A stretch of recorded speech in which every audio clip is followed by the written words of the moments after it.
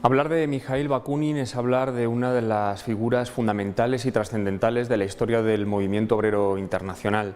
Y en el caso de España es hablar de una figura que determinó el devenir del movimiento obrero desde su introducción a finales de 1868 hasta prácticamente el final de la Guerra Civil en 1939.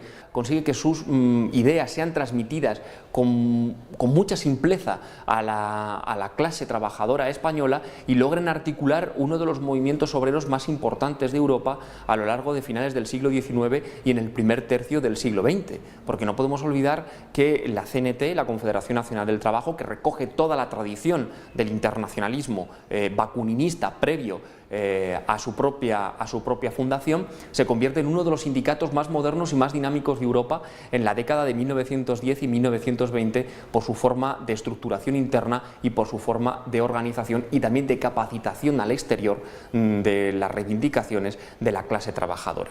Esa es la herencia de Bakunin. Cuando yo estudiaba el tema de la pedagogía libertaria, no era un pensador, ¿no?, que yo pensara que me iba a aportar cuando lo leía, ¿no?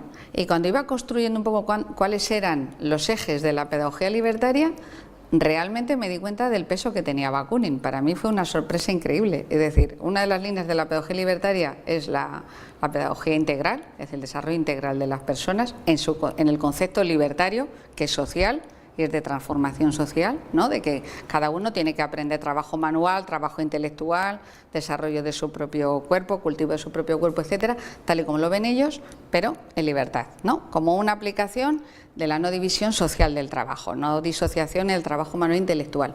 Bueno, pues ahí estaba Bakunin, con el tema de la libertad, la enseñanza en libertad, pero social, y la enseñanza que tiene como fin la libertad, pero la libertad de todos, no la libertad individual. Eso es el liberalismo, ¿no?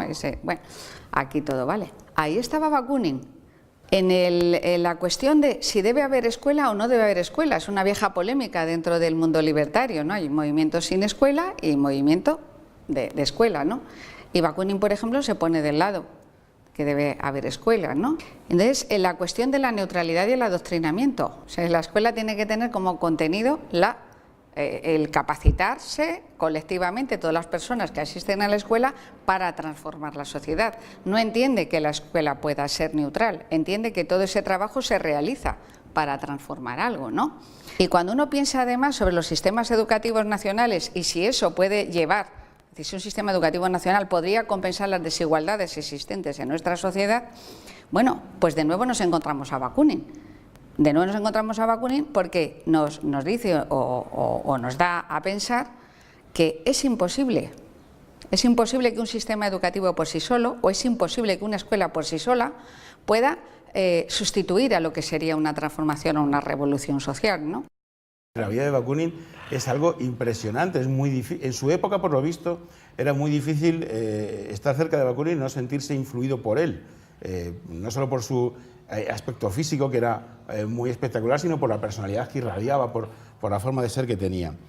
Y cuando uno lee después sus biografías y cuando ve cosas de su vida, la verdad es que es muy difícil no sentirse atraído por él, porque uno casi tiene una especie de nostalgia de haber estado en esa época, ¿no? Por ejemplo, hay unas escenas en las que hay un tiempo que Bakunin va a París y entonces Proudhon le dice: mira, es que yo no sé alemán. Y entonces por las noches quedaban y entonces Bakunin le traducía y le leía a Hegel a Proudhon y se pasaban toda la noche los dos hablando en francés y en alemán para que Proudhon entendiese los últimos textos filosóficos. Claro, es que la vida de Bakunin es una auténtica novela, es que es una persona que tiene relación con todas las personas importantes y fundamentales prácticamente del siglo XIX, no solo de Rusia, sino de mucho más allá. Hay un momento, para que nos hagamos idea, que Marx dice: George Sand tiene unas cartas que demuestran que Bakunin es un traidor, y George Sand, que le conoce y que está todos los días, todas las tardes recibiendo a Bakunin, escribe a Marx diciendo: eso es mentira, eso es una calumnia. La vida de este hombre, la vida de Bakunin, es realmente, no es solo una novela, es una novela de aventuras, es una novela apasionante. Y tiene mucha importancia la vida de Bakunin con sus ideas, porque alguien que venía de esos principios, alguien que venía de una aristocracia como la aristocracia rusa, que se educa con un padre, por ejemplo, una de las cosas impresionantes es que el padre de Bakunin es cónsul en París durante la Revolución Francesa y asiste a la toma de la Bastilla.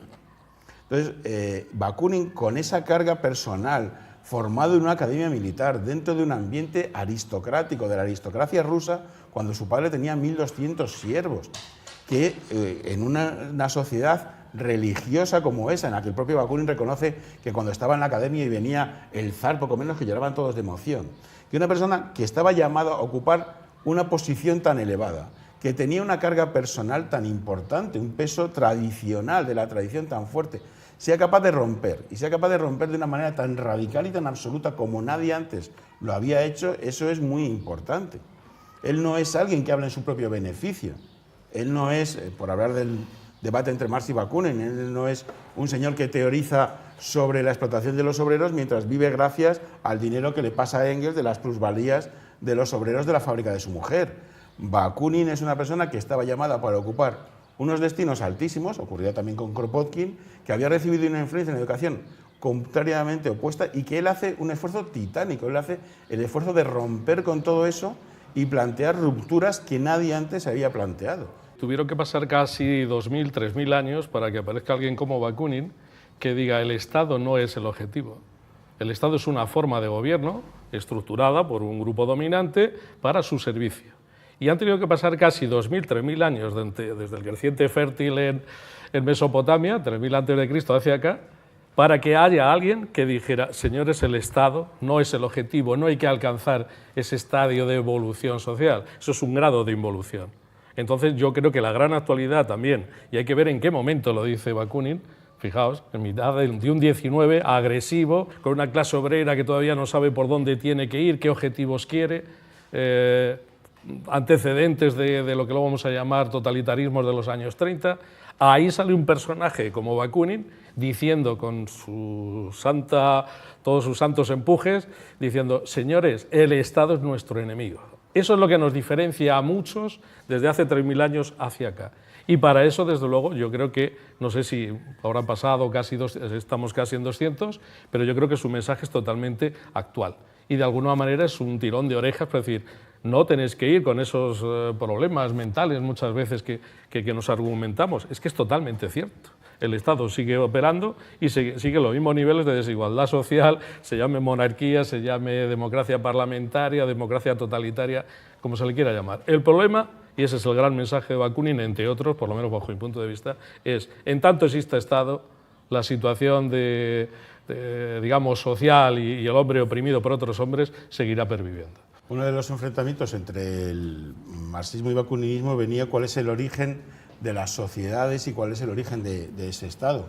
Para los marxistas, evidentemente, primero hay una forma de organización económica y esa forma de organización económica se traduce en, bueno, hay un grupo de personas que acaparan riqueza y al acaparar esa riqueza finalmente se traduce en la formación de un Estado. Por lo tanto, decía Marx, si cambiamos ese modelo económico podremos cambiar la situación de presión. Lo que decía Bakunin es justo lo contrario. No, primero lo que hubo es una serie de personas que dominaron a las demás. Y una vez que dominaron a las demás, que eran el Estado, decidieron organizar económicamente a la sociedad en su propio beneficio.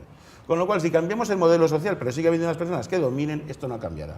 La base fundamental es el poder, la opresión organizada del Estado en cualquiera de sus formas. Y el objetivo es la libertad.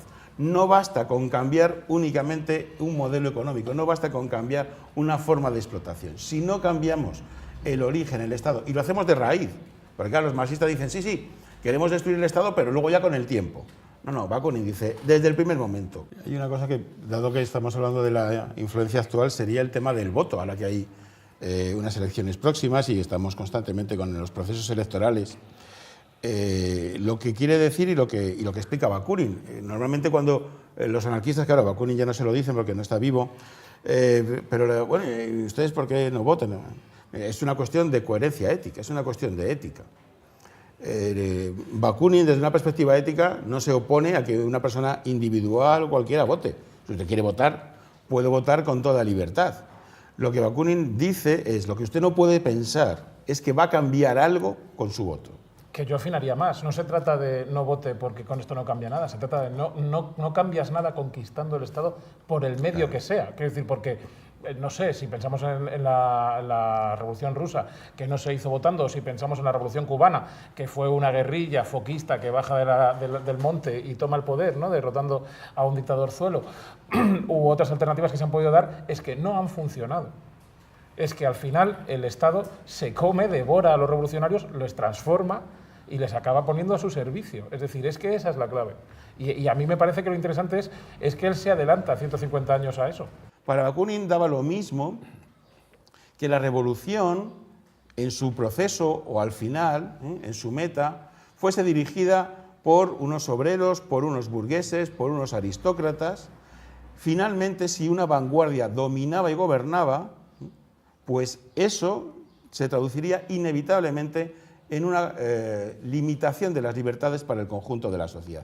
Y para él era tan malo una dictadura de los obreros como una dictadura de los aristócratas. Podemos estar seguros de que las ideas de Miguel Bakunin en estos momentos tienen toda la vigencia del mundo. Es decir, hoy en día están sobre la mesa los mismos debates que le enfrentaron a Engels, que le enfrentaron a Marx y que le enfrentaron a sus seguidores. Y la única diferencia, y para mí es fundamental, es que la historia, 150 años después, le ha dado la razón por completo. Es decir, en 1860 él estaba teorizando. En el año 2014 ocurrió exactamente lo que él había predicho que ocurriría si una clase en concreto tomaba el poder y se hacía dueña del Estado. Entonces, en este momento, no es que las ideas de Bakunin estén vigentes, es que en realidad son las únicas ideas que de verdad pueden plantear una alternativa que no se ha probado en profundidad y que puede sacarnos del momento en el que nos encontramos.